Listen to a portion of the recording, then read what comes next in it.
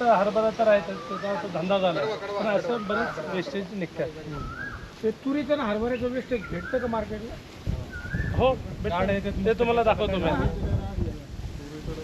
भेटतं, सगळं भेटतं. हरभरा सोयाबीन सगळं भेटतं. आता सध्या तुरी पेरलेली आहेत तिकडे. नाही नाही, सांग.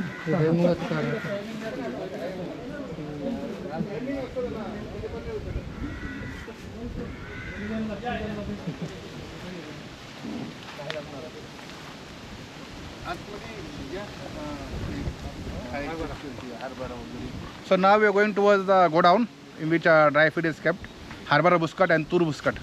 So let's show the godown, how the godown looks. चलो.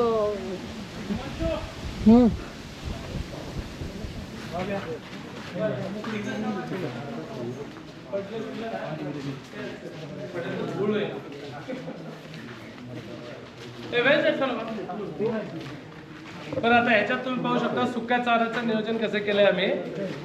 सुक्या चाऱ्यामध्ये दोन प्रकारचे आहेत आपल्याकडे. एक हरभऱ्याचा बुसकट आहे आणि एक तुरीचं बुसकट आहे. एकदाच बोलणार आम्ही, वापस बोलणार नाही, ऐकून घ्या.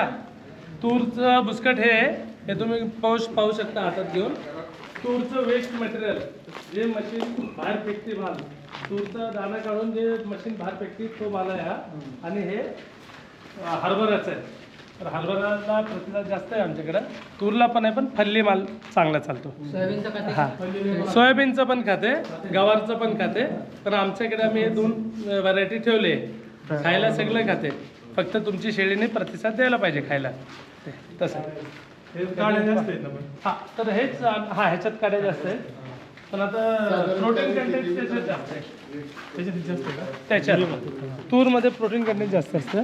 तर हा आहे हरभरा. तर हरभऱ्याचे छिलके वगैरे असतात त्याच्यात. पण हे आम्ही मिक्स केले आता कुट्टीमध्ये. तुम्ही पाहिलं असेल.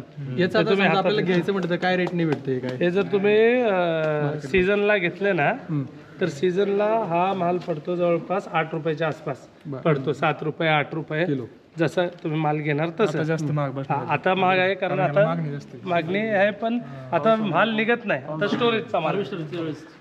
म्हणजे दोन्ही सेम रेटने भेटतात का? नाही, तूर 2 रुपये महाग असते. अच्छा. तसे या हे सुका चारा. गाडीच घ्यावं लागत असेल.